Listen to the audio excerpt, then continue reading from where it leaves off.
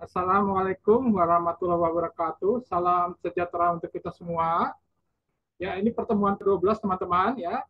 Ya, walaupun hari Sabtu tanggal 10 Desember ya. Semoga teman-teman jam 1 siang ini tetap semangat ya. Mungkin dari pagi teman-teman sudah lelah ya. Saya harapkan semangat tetap dijaga. Ya, teman-teman. Oke, terima kasih ya. Mohon di-mute kawan-kawan. Kita mulai saja teman-teman ya. Pertemuan ke-12 ya. Dalam pelajaran manajemen investasi, mohon disimak teman-teman, di mana saya sudah share materinya kepada Anda ya. Kita tunggu lagi teman-teman kita yang lain ya. Oke, saya ada teman kita Desi, Immanuel Gading, Randy, oke. Terima kasih bergabung, oke. Mama Citra nih siapa ya? Citra Tiga Rasa ya. Oke, iya lagi kita tunggu lagi teman kita, oke. Oke, Satria, Ajis Putri, Ajis Saputra, telah bergabung semuanya. Ya, Pengedun Saragi, terima kasih. Ya. Baik, kita mulai saja teman-teman. Dalam pertemuan ke-12 kita akan bicara manajemen investasi dan pasar modal. Ya. Nanti ada tugas ketiga, lalu nanti ada tugas terakhir mungkin minggu depan ya. Tugasnya hanya 1, 2, 3, dan 4. Ya, kita akan bicara tentang bab 11 dalam pertemuan ke-12 ini ya. Analisa model multifaktor dalam manajemen investasi pasar modal ya. Semoga nanti ini bisa bermanfaat kalau teman-teman nanti mengambil skripsi dalam manajemen keuangan ya. Ini saya kasih dasar clue-cluenya dulu ya. Nanti pas di semester 6 atau semester 5 ya. 5 atau 6 ya. Nanti ada pilihan mau ambil keuangan atau SDM atau marketing ya. Jadi saya kasih dasar dulu ya. Jadi tidak terlalu bicara melebar kemana-mana. Teman-teman, dalam manajemen investasi pasar modal ya ada disebut namanya model multifaktor ya. Dalam pembahasan hari ini terdapat banyak faktor yang mempengaruhi harga saham teman-teman atau return saham.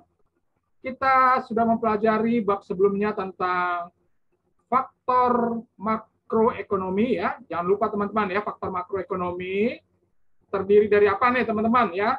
Kita bicara kemarin, mudah-mudahan jangan lupa ya, ada masalah inflasi, perubahan antara mata uang asing, taruhlah antara dolar Amerika terhadap rupiah ya. Suku bunga kalau terlalu tinggi tentu suku bunga pinjaman terlalu tinggi tentu mempengaruhi nanti dalam bisnis ya. Nah, ini akan menjadi beban ya. Lalu kurs valuta asing ya. Lalu ada juga tingkat pertumbuhan ekonomi. Kemarin saya bicara tingkat pertumbuhan ekonomi harus kondusif, harus baik teman-teman ya.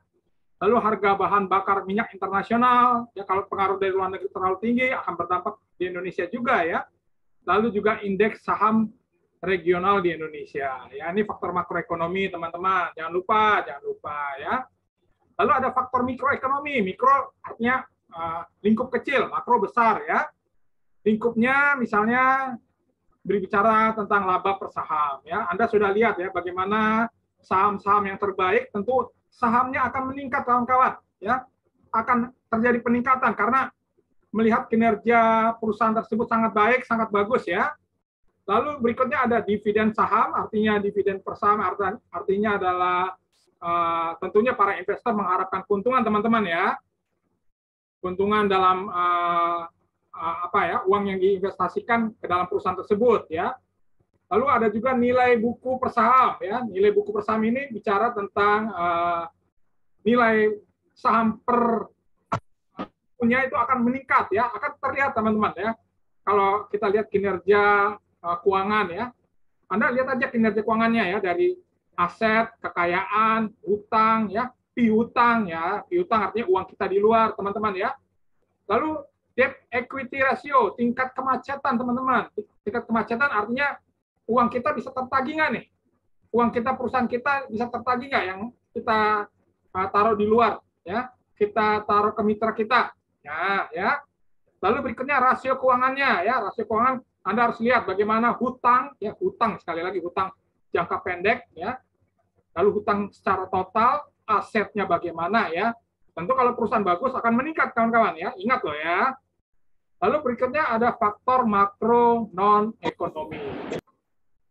Faktor non-ekonomi bisa kita lihat ya peristiwa politik dalam negeri. Kalau gaduh, rusuh, nah itu tentu investor tidak tertarik ya.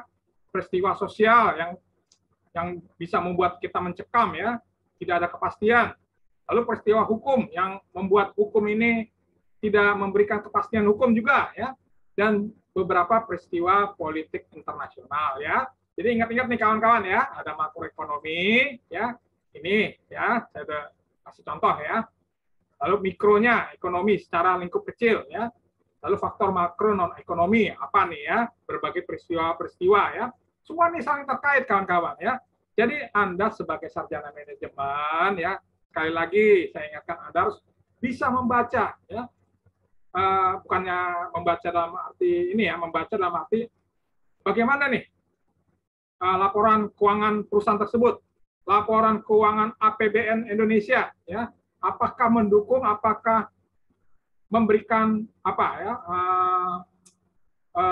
suasana kondusif ekonomi semakin meningkat. Nah, ini bisa terlihat teman-teman ya. Kalau kita kemarin bicarakan pertumbuhan ekonomi pada masa pemerintahan Presiden Joko Widodo dan Bapak Ma'ruf Amin, terlihat ekonomi kita makin mantap, makin stabil ya. Apalagi kita baru saja ya menyelesaikan acara event yang sangat penting sekali ya, acara G20 di mana pemimpin-pemimpin dari 20 negara saling berkumpul di Indonesia ya, membicarakan masalah ekonomi secara global teman-teman ya. Nah teman-teman, kita lihat model keputusan investasi ya. Nah, seperti ini teman-teman ya. Artinya nanti kawan-kawan sebagai investasi ya, tentunya khususnya keputusan jual dan beli adalah berdasarkan return. Return artinya keuntungan yang diharapkan ya. Apakah positif, apakah negatif ya. Tentunya teman-teman saya ingatkan, tentu Anda nanti sebagai profesional analis ingin mengarahkan investor Anda atau klien Anda ke arah positif ya. Tentunya kita lihat teman-teman ya, apabila return ekspektasi positif artinya ekonomi oke, ekonomi mantap ya, suasana bertumbuh ya, ya baguslah ekonomi kita ya, artinya ada keputusan beli ya, beli saham. Dan sebaliknya jika keputusan negatif, suasana tidak kondusif ya, terlalu bising suasana di dalam negeri ya, tidak ada kepastian, artinya investor akan menjual sahamnya ya. Nah, ini gampang aja ya. Positif artinya membeli, negatif artinya menjual ya, menjual saham-sahamnya ya. Maka rumus-rumusnya bisa kita lihat teman-teman ya.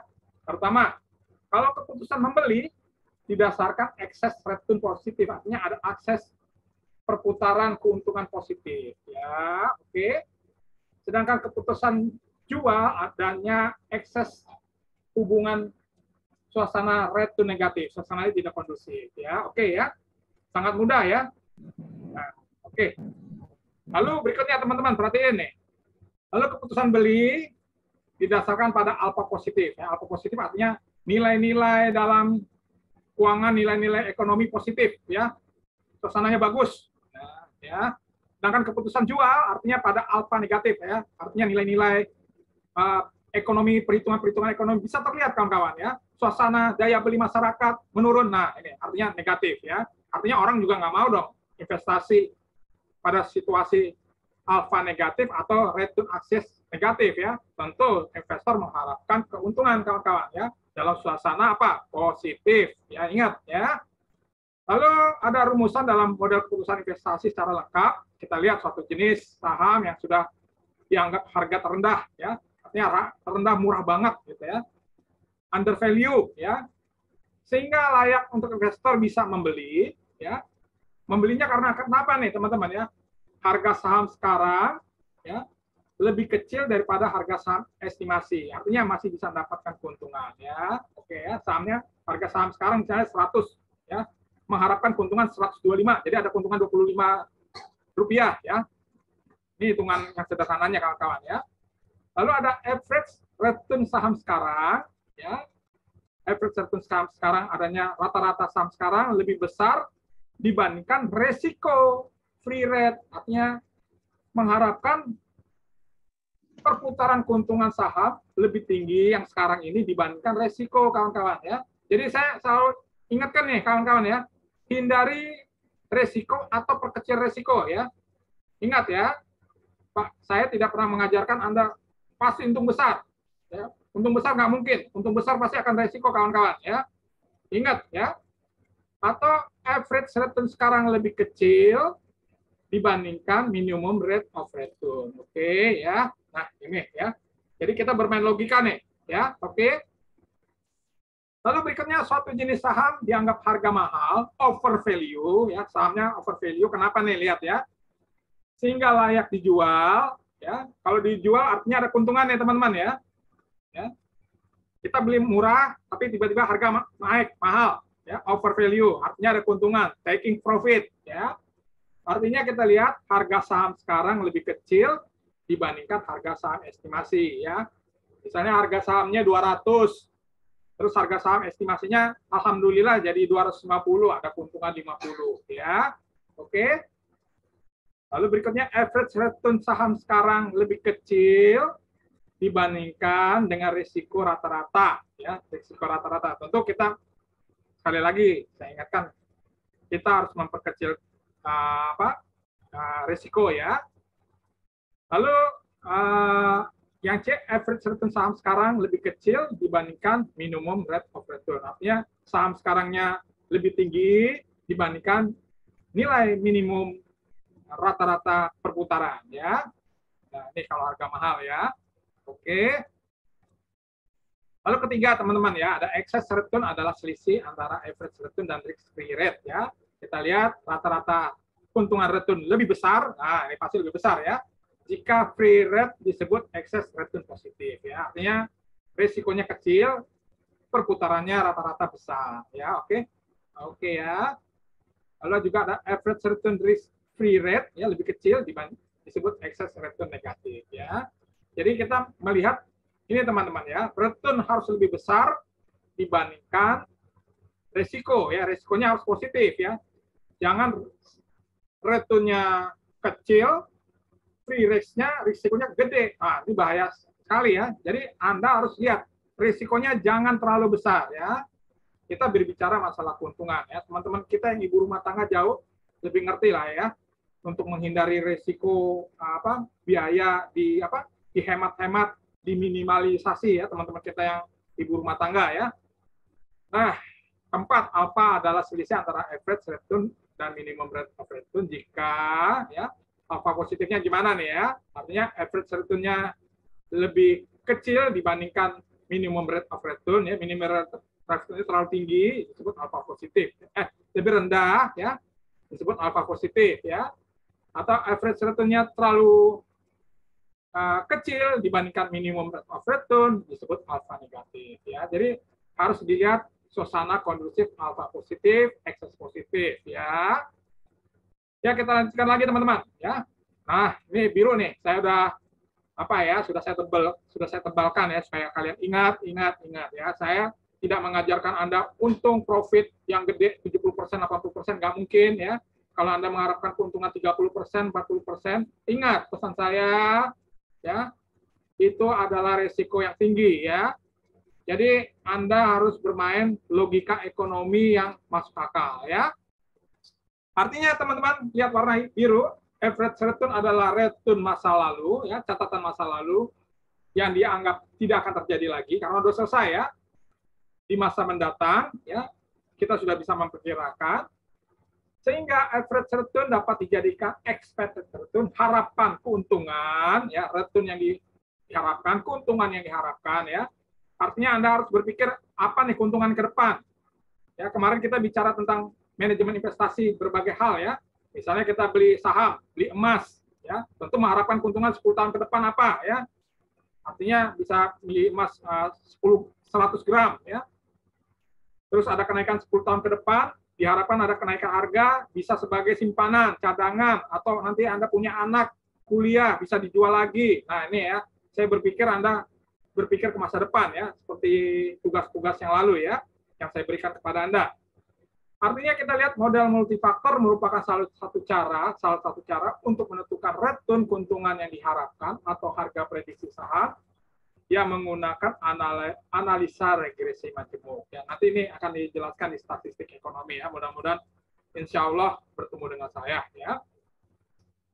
Lalu teman-teman kita lihat multifaktor saham individu atau perusahaan ya, ada multifaktor ya, berbagai hal ya, artinya mempengaruhi faktor makro dan faktor mikro ekonomi terhadap harga atas return saham individu, pribadi atau perusahaan. Bicara masalah keuntungan, perlu dipelajari atau Anda harus mengerti hubungan kausalitas dengan harga atau return saham individu ya. Artinya harga yang Anda beli misalnya harganya 200, tentu Anda mengharapkan keuntungan tahun depan atau 6 bulan kemudian dari 200 menjadi 250 ya. Itu keuntungan ya. Rp50. Kalau punya saham ada 1000 lembar, berapa Anda hitung lagi ya. Nah, selanjutnya pembahasan ini kita akan lanjutkan dalam pembelajaran ilmu statistik ekonomi pada semester berikutnya ya. Jadi saya kasih clue hari ini. Pada semester berikutnya Anda akan mempelajari tentang variabel bebas ya, atau independent variable, dan variabel tidak bebas atau dependent variable ya. Nah, teman-teman, apa sih yang mempengaruhi variabel bebas multifaktor? Ya, macam-macam kawan-kawan ya. Bisa kita lihat pertama berdasarkan prime rate ya, tingkat bunga ya. Ada juga masalah perburuhan, buruh karyawan ya, oke.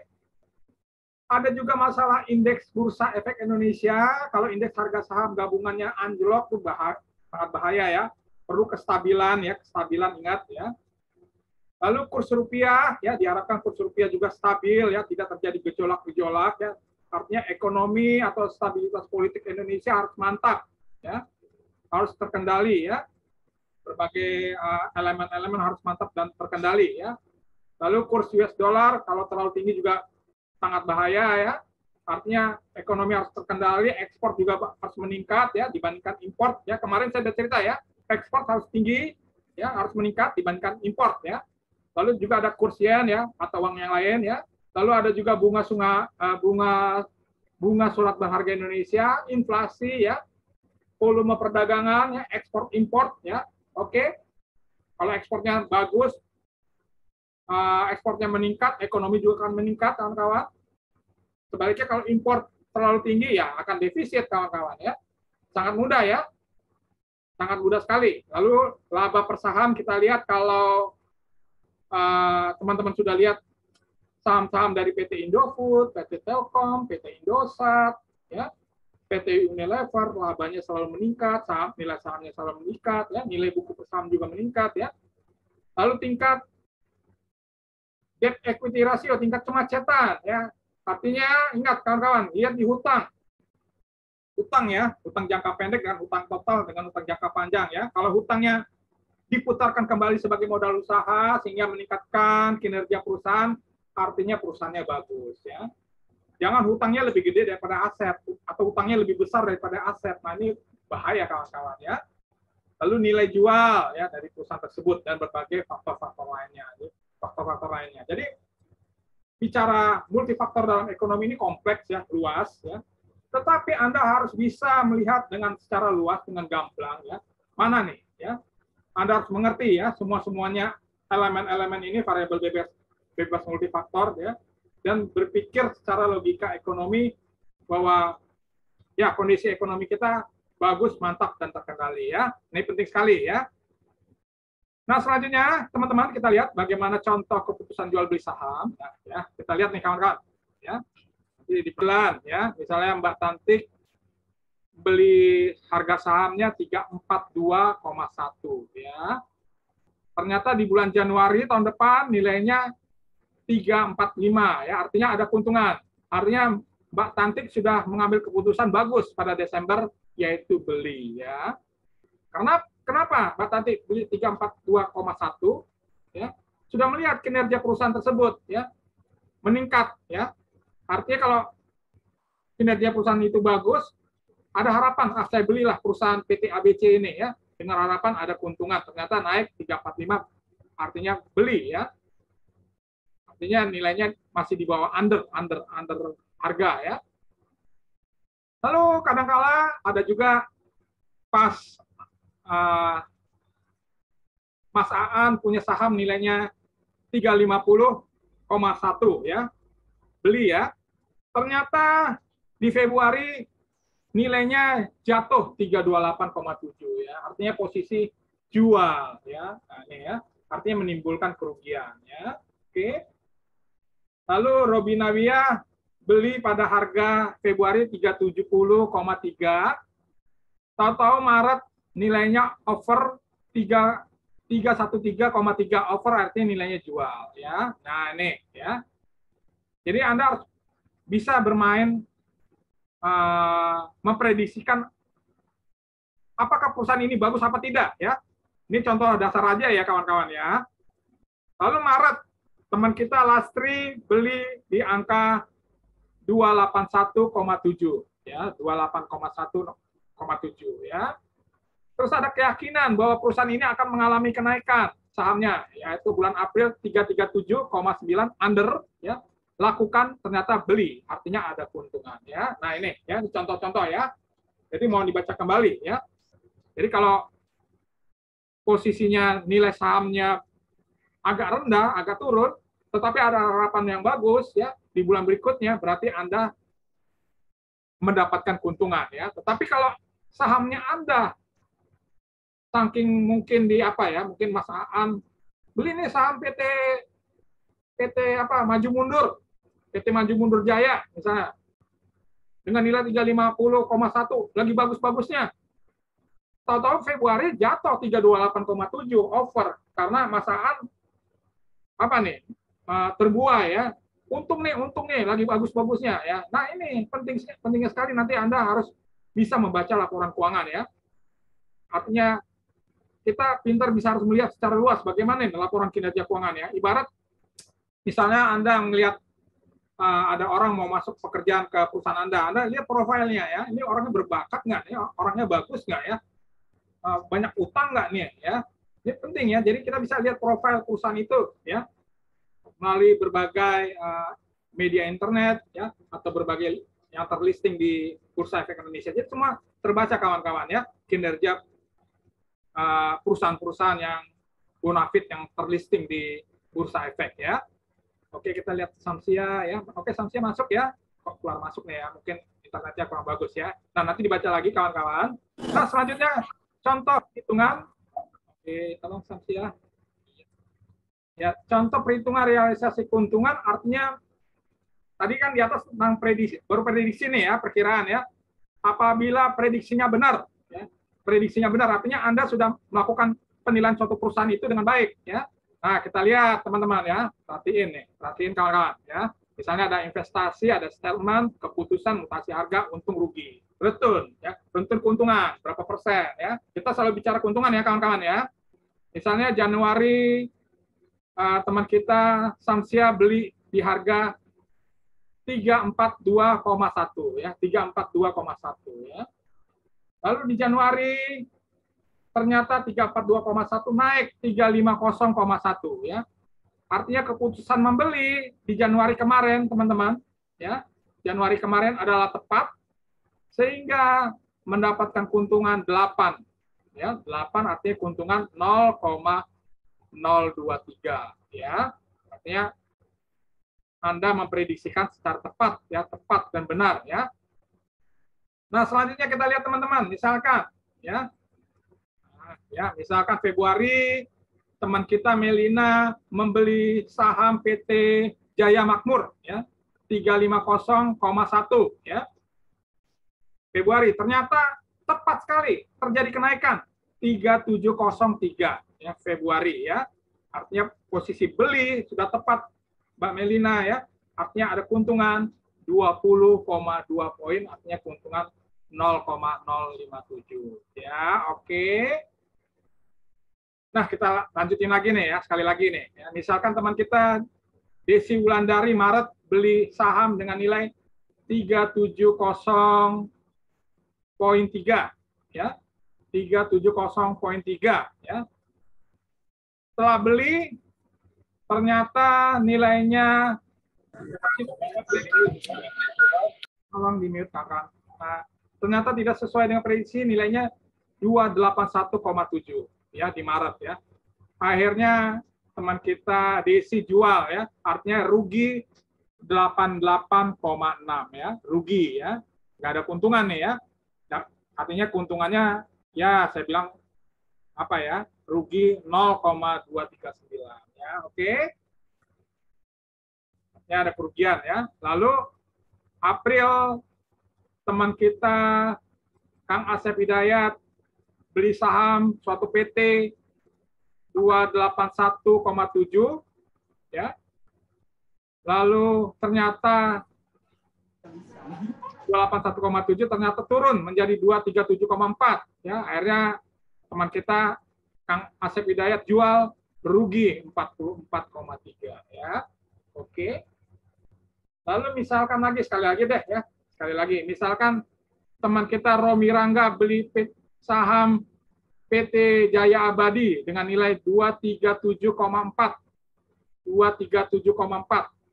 Ternyata beberapa minggu kemudian naik menjadi 305,9 Mei, beli tepat. Artinya prediksinya abang kita Romi Rangga ada keuntungan 68,5, artinya returnnya keuntungannya sebesar 0,288 atau 30%. Ya. Nah ini gambarnya ya. Jadi di sini kawan-kawan, saya mengajarkan Anda tidak sekedar asal beli, jual, beli, jual, beli, jual. Tapi Anda harus membaca tadi, ya ini ya teman-teman ya. Anda harus bisa lihat variabel-variabelnya, ya. Jangan mudah ketipu atau mudah diiming-iming, oh ini bagus, ini tidak, atau apa, ini menguntungkan ya. Jadi harus bisa membaca, ini perusahaannya bagaimana ya, kinerjanya bagaimana ya, bagus apa tidak, utangnya bagaimana, dan berbagai hal ya. Anda harus bisa melihat secara luas ya.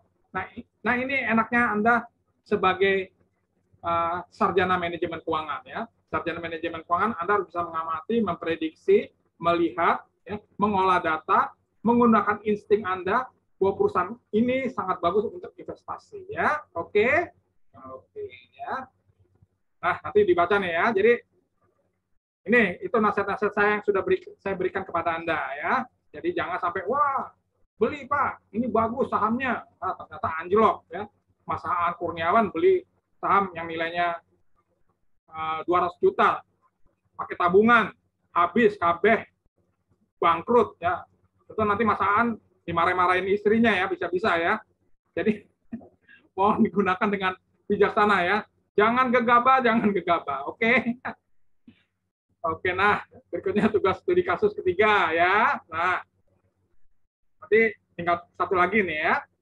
Pada hari ini kita telah mempelajari berbagai faktor, multifaktor yang mempengaruhi kinerja atau naik turunnya harga saham suatu perusahaan, khususnya di Bursa Efek Indonesia atau di bursa negara apapun ya. Tadi ada tuh faktor-faktornya ya. Tentunya investor luar negeri dan dalam negeri harus mempunyai keyakinan atau kepercayaan, ya, atau percaya diri ya, untuk menginvestasikan dananya, uangnya ke suatu perusahaan yang dapat memberikan keuntungan, return, dividen bagi investor, kawan-kawan ya. Sekarang Anda sebagai mahasiswa jelaskan perusahaan seperti apa yang bisa memberikan keyakinan dan kepercayaan bagi investor. Apa nih? Ciri-ciri perusahaannya kayak gimana ya? Ya, beri minimal 7 petunjuk ya, solusi ya. Ini ibarat Anda sebagai analis ya. Oke, Anissa tolong di-mute ya. Sebagai analis ya. Perusahaan kayak gimana nih yang Anda harus investasikan ya? Ciri-cirinya bagaimana nih ya?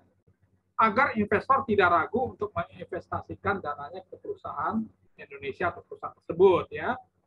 Jelaskan dengan mantap dan pemikiran Anda yang jitu dalam memberikan strategi kepada investor luar negeri atau investor dalam negeri ya.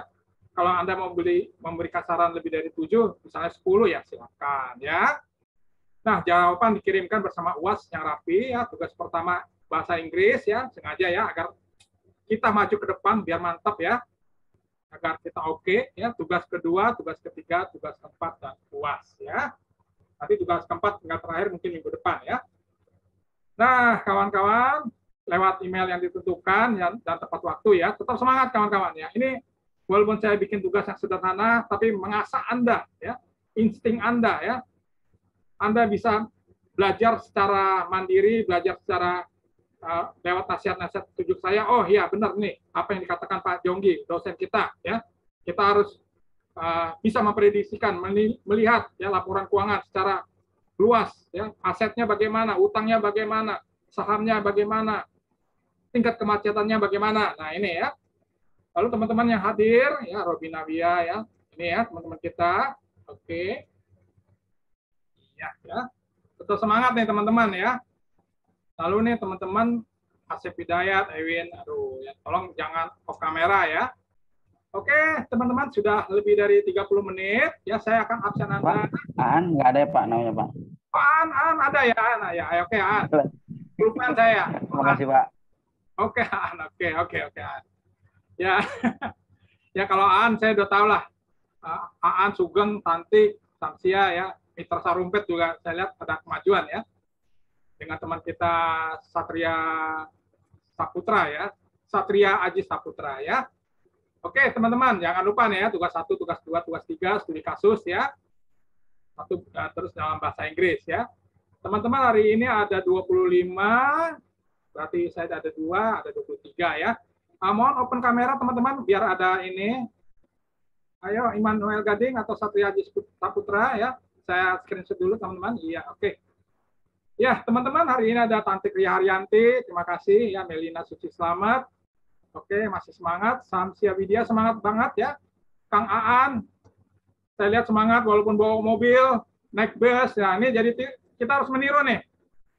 Kang Aan sebagai bapak rumah tangga bawa mobil masih belajar nih. Jadi ini ya. Jadi kita harus ya terpacu nih yang muda-muda, yang masih single-single nih ya. Seperti teman kita Mbak Tanti, ibu rumah tangga ya. Nih ya, jadi contoh Anissa Safiati Lubis ya. Tetap semangat Anissa ya. Abang kita Mitra Sarumpait, Sugeng Prianto, Elin Listiana di Bank BCA Serpong. Aduh, masih bekerja ya, tetap semangat ya. Salam buat Tengku di Bank Sentral Asia di Serpong. Salam buat Tengku Resa, oke. Ya, Tengku Resa murid saya juga ya. Restu Triani, Romi Rangga, Bang Melchior Siki di Atmajaya Hospital.